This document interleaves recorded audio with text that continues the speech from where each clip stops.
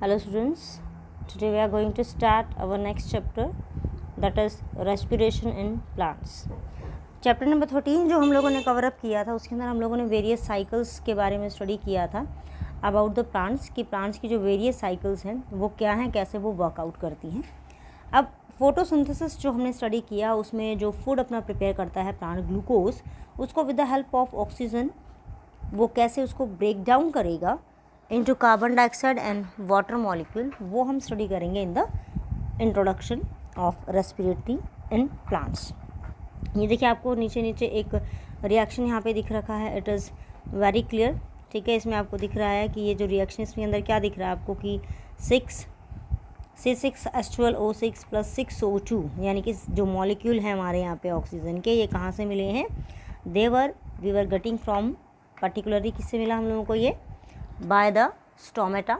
ठीक है, स्टोमेटा से यूज अप किया. यहाँ पे देखिए एंजाइम्स जो मेंशन आउट है, एक सिंगल एंजाइम नहीं है, सीरीज चलती है प्रॉपर रिएक्शंस की. ठीक है, उसके बाद with the help of enzyme जो ग्लूकोज है ये किसके अंदर ब्रेक डाउन हो जाएगा अपना, ये carbon dioxide and water molecule के साथ along with the large amount of energy. ये बेसिकली क्या हो जाएगा, उसके अंदर अपना ब्रेक हो जाएगा. ठीक है, उसके बाद हम लोग देखते हैं कि प्लांट्स जो हैं basically they were autotrophic in nature. That means they were doing the photosynthesis. ठीक है, फोटोसिंथेसिस कर रहे हैं. और एनिमल्स जो हैं वो कौन से होते हैं अपने? They were heterotrophic and they were using the food produce by the plant. अब रेस्पिरेशन के अंदर एक्चुअल होता क्या है? रेस्पिरेशन के अंदर जो कार्बन एंड कार्बन का जो बॉन्ड है, ठीक है, ये देखिए कार्बन एंड कार्बन के बीच में जो बॉन्ड्स होते हैं they were start to be break down. इनको ब्रेक करते हैं and a large amount of energy is release and this is what we called as a respiration. The compound that are oxidise, इसमें जो compound का oxidation हमने किया है, ठीक है, उनको हम लोग किसका नाम देते हैं? रेस्पिरेटरी सबस्ट्रेट का. ठीक है, तो इसका मतलब क्या हो जाएगा कि यहाँ पे हमारा जो ग्लूकोज का मॉलिक्यूल है यहाँ पे इसकी ऑक्सीडेशन हो जाएगी and this is called as a respiratory substrate, जिससे कि हमारा प्रोसेस स्टार्ट हो रहा है. ठीक है, उसके बाद नेक्स्ट हमारा आता है कि ऑक्सीडेशन जो प्रोसेस है what will happen in this. Actually in the oxidation process जो रेस्पिरेटरी सबस्ट्रेट है वो एक सिंगल स्टेप में नहीं रिलीज़ करता. This is a long step. अगर हम लोग बात करें प्लांट के अंदर एक साइकिल चलती है जिसको हम लोग बोलते हैं ग्लाइकोलाइसिस. ठीक है, ग्लाइकोलाइसिस जो साइकिल है दिस इज अप्रॉक्सीमेटली 10 स्टेप्स. ठीक है, 10 स्टेप्स की होती है, बीच में एक दो रिवर्सिबल स्टेट आता है तो उसको मिला के 12 स्टेप की बनती है. तो टोटल 10 स्टेप्स लगते हैं किसके लिए? इस मॉलिक्यूल को, इस सबस्ट्रेट को इस प्रोडक्ट के अंदर कन्वर्ट करने के लिए. उसके बाद यहाँ पे जो एनर्जी करेंसी वो क्या हो जाएगी? As usual the energy currency in all organism is ATP, none other ATP. इसके अलावा GTP भी बनता है, ठीक है, CTP भी बनता है, बट इनकी जो अमाउंट है एनर्जी की वो लेस होती है और ATP की सबसे हायर होती है, इसलिए हम लोग करेंसी कौन सी लेते हैं? मोस्टली ATP की. उसके बाद नेक्स्ट अपना पॉइंट आता है कि एक कॉमन कॉन्सेप्ट हमारे माइंड में आता है कि जब प्लांट फोटोसिंथेसिस करते हैं तो वो ब्रीथ नहीं करते, they were doing photosynthesis. It's wrong. दोनों जो प्रोसेस हैं हमारे respiration as well as both the process respiration and photosynthesis both are separated. Respiration के अंदर क्या होता है? ऑक्सीजन को यूज़ करते हैं प्लांट. फोटोसिंथेसिस में ऑक्सीजन को रिलीज करते हैं and both the process they were independent. एक दूसरे के ऊपर डिपेंड नहीं करते कि फोटोसिंथेसिस हो रहा है तो रेस्पिरेशन नहीं होगा. नो, फोटोसिंथेसिस रेस्पिरेशन दोनों साइड बाय साइड जो बेसिकली चलते रहते हैं. डिपेंड करता है कि कितना अमाउंट ऑफ ऑक्सीजन जो है वहाँ पे रिलीज़ हो रहा है. अगर एक्सेस अमाउंट में होता है तो वो ऑक्सीजन फोटोसिंथेसिस से जब रिलीज़ होती है एक्सेस अमाउंट के अंदर तो वो रेस्पिरेशन के अंदर रीयूज़ हो जाती है. एक्सेस अमाउंट में अगर है तो एटमॉस्फेयर के अंदर रिलीज़ हो जाएगी. ठीक है, उसके बाद देखते हैं हम लोग कि और क्या प्रोसेसिंग चलती है. अब गैसेस एक्सचेंज के लिए प्लांट्स के पास एक स्पेशल अपना सिस्टम होता है जो हम लोग बोलते हैं stomata and the lenticel. Stomata all you know कि स्टोमेटा क्या होते हैं? हमारी जो लीव्स होती हैं उन लीव्स के अपर सरफेस और लोअर सरफेस के ऊपर स्टोमेटा जो है वो स्प्रेड होती हैं इस तरीके से ऑल ओवर द एरिया। ठीक है, लोअर जो पार्ट होता है उसमें स्टोमेटा बहुत ज़्यादा स्प्रेड होते हैं। रेयर प्लांट्स होते हैं, ठीक है, जिनके अंदर हमारी जो लीफ है उसके अपर साइड के ऊपर भी स्टोमेटा मिलते हैं, उनको हम लोग नाम देते हैं मोनो आइसोबाइलेटरल लीव्स का। ठीक है, अब इसमें देखिए जो लीव्स हैं हमारी, बेसिकली अगर हम लोग बात करते हैं कि ये जो लीव्स हमारी आ रही है, अब इसमें स्टोमेटा जो है ये करेगा क्या, what this will do. Stomata क्या करेगा कि ये एटमॉस्फेयर से during the process of respiration किसको एब्जॉर्ब कर रहा है, ऑक्सीजन को।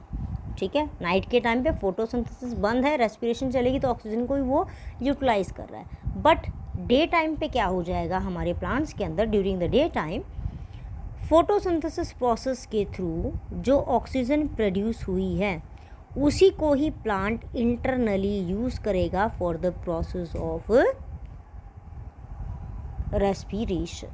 ठीक है, उसके बाद देखते हैं हम लोग नेक्स्ट इसके अंदर अपना कि there are several reason why plant get along without respiratory organs, कि प्लांट जो है वो बिना रेस्पिरेटरी ऑर्गन्स के वर्कआउट कैसे कर लेती हैं।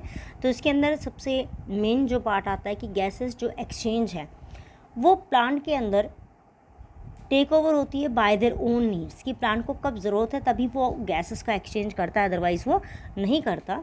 यानी कि जब ट्रांसपीरेशन का प्रोसेस चलता है, एक्सेस में अगर ट्रांसपीरेशन का प्रोसेस हो रहा है तो प्लांट के जो स्टोमेटा होते हैं दे विल गेट क्लोज्ड, वो ऑटोमेटिकली क्या हो जाते हैं, हमारे क्लोज हो जाते हैं। यानी कि प्लांट को ज़रूरत नहीं है अब कि वो बाहर से कार्बन डाइऑक्साइड ले। ठीक है, तो कुछ प्रोसेस हैं इंटरनली वो उसको अफेक्ट करते हैं। प्लांट जो है उनकी जो डिमांड होती है गैसेस एक्सचेंज की वो इतनी ज़्यादा नहीं होती। ठीक है, वो लिमिट होती है।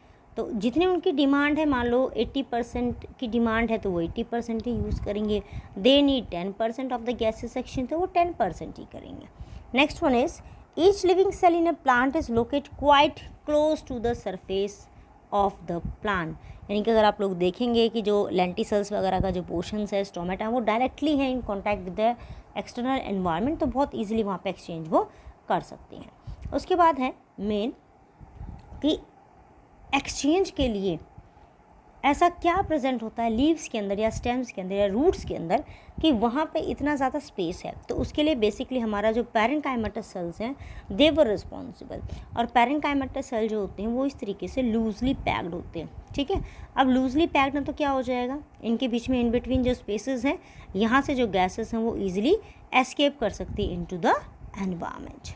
ठीक है, अब उसके बाद नेक्स्ट होता है कि जो प्रोसेस है हमारा ब्रेकडाउन ऑफ ऑक्सीजन का यूज़ करके ग्लूकोज को ब्रेक डाउन करना, तो उसका फाइनल प्रोडक्ट क्या निकलता है, फाइनल एंड प्रोडक्ट क्या हो जाएगा, carbon dioxide and water molecule.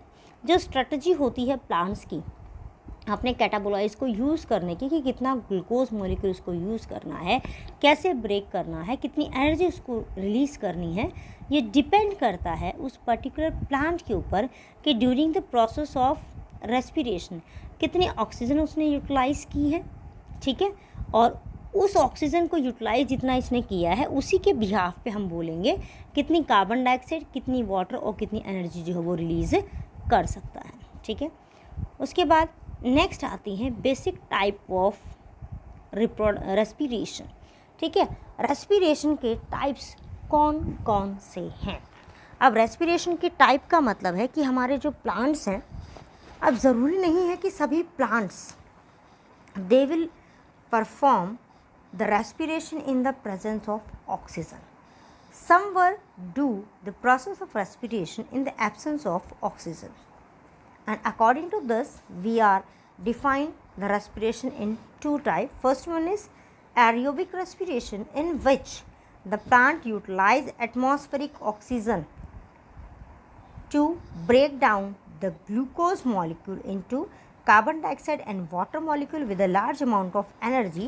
This is what we called as aerobic respiration. उसके बाद नेक्स्ट आता है anaerobic respiration. Anaerobic respiration means the respiration that take in the absence of oxygen, जो oxygen की absence में कवर अप करता है. And the first person who studied this is S. Kostkev. In 1902।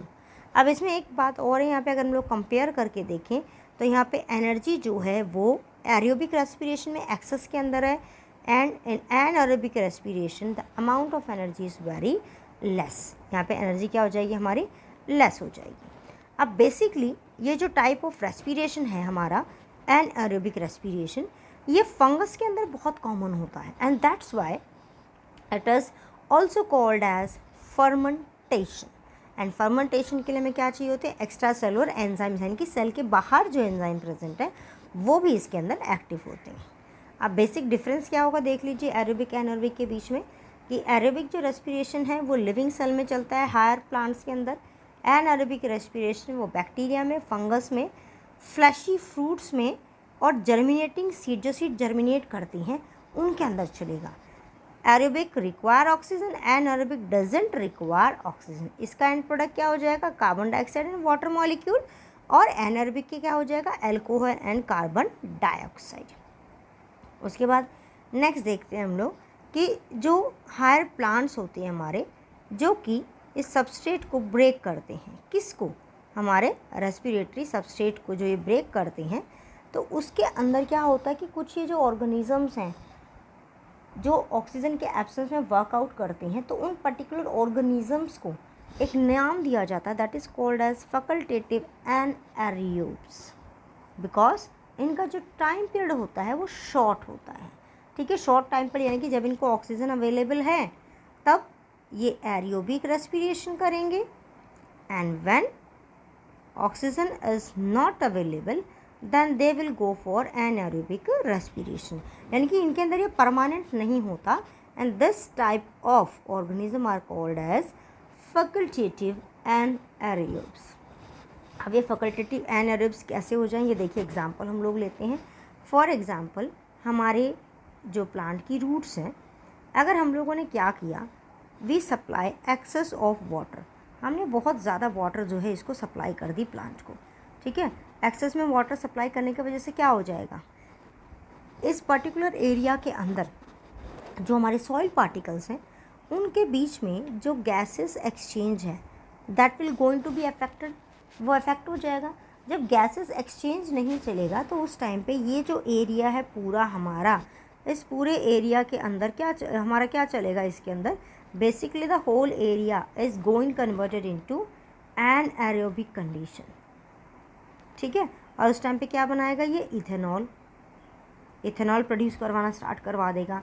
When the excess of water is removed within few days, जब उस पानी को हमने कुछ टाइम के लिए फटाफट हमने रिमूव करवा दिया उस पानी को वहाँ से, तो क्या हो जाएगा, again the plant is going to be perform the aerobic respiration. इसका मतलब इसके अंदर टोटली एन एरोबिक रेस्पिरेशन नहीं चला, due to a particular condition this will happens. ठीक है, उसके बाद नेक्स्ट आता है हमारा एन एरोबस।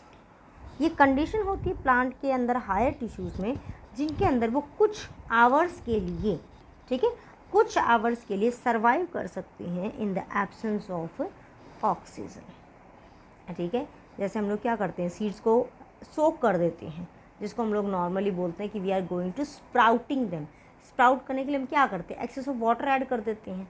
ठीक है, तो वो टेम्परेरी कंडीशन है, कुछ टाइम के लिए वो उसमें एब्जॉर्ब कर सकते हैं, सर्वाइव कर सकते हैं, but when the process is going to be for a long time then they will not able to survive in that condition.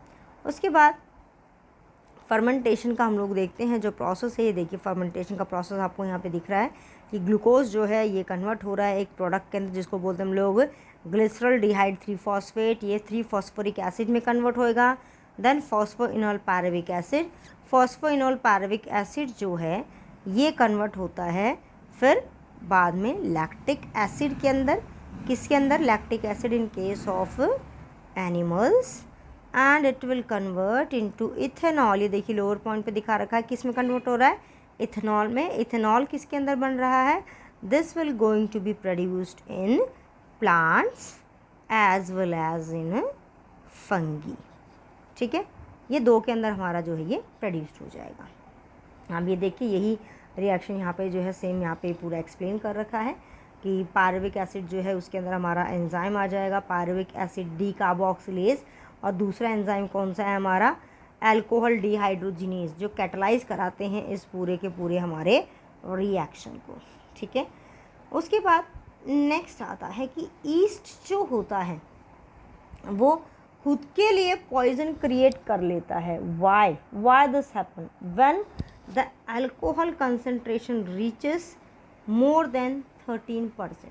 ठीक है, ईस्ट जो है ये एक फंगस होता है और ये भी क्या करवाता है हमारा प्रोसेस, फर्मेंटेशन का प्रोसेस करवाता है। But by the process of fermentation अगर उसकी अल्कोहल की कंसंट्रेशन 13% से इंक्रीज हो जाती है तो वो खुद ईस्ट के लिए हार्मफुल होनी स्टार्ट हो जाती है।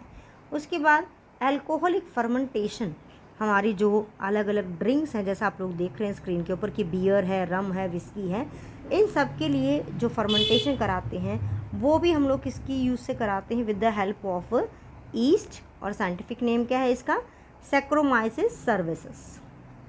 ठीक है, इससे हम लोग यूज़ करवाते हैं किसके लिए, कि हमारे बेवरेजेस जो हैं बियर, रम, विस्की, ये सब कुछ इजीली प्रोड्यूस हो सके। इसके अलावा जो फर्मेंटेशन हम लोग करवाते हैं शुगर प्रोडक्ट की सबसे ज़्यादा करवाई जाती है। जो मोलासेस होता है शुगर का वेस्ट, उसकी सबसे ज़्यादा फर्मेंटेशन जो है वो करवाई जाती है। अब इस फर्मेंटेशन के प्रोसेस के लिए लुईस पास्चर का भी एक कन्फर्मेशन आता है कि लुईस पास्चर जो थे इन्होंने फर्मेंटेशन को कंफर्म किया था 1870 के आसपास। इन्होंने दिया था कि भाई कैसे जो शुगर है वो एनारोबिक प्रोसेस के अंदर कैसे कन्वर्ट होती है, तो लुईस पास्चर ने बताया था। लेकिन इसको फाइनली जो है वो हमारा किसने बताया था, फाइनली इसको कंफर्म किसने किया था कि this is going to be the process of fermentation, वो हमारा किसने बता दिया था, जो हम लोगों ने पहले किया था, एस कोस्टिवो। ठीक है, तो इसमें कंफ्यूज मत होइएगा आप लोग। एस कोस्टिव जो थे इन्होंने कंफर्म बता दिया था कि एनारोबिक रेस्पिरेशन कैसे टेक ओवर होती है, और लुईस पास्चर ने सिर्फ इसको आइडेंटिफाई किया था कि फर्मेंटेशन का प्रोसेस भी होता है। इसमें किसने आइडेंटिफाई किया, इसने शुगर के अंदर सिर्फ। ठीक है, so that's all about the introduction of chapter number 14। Meet your next video, till then bye.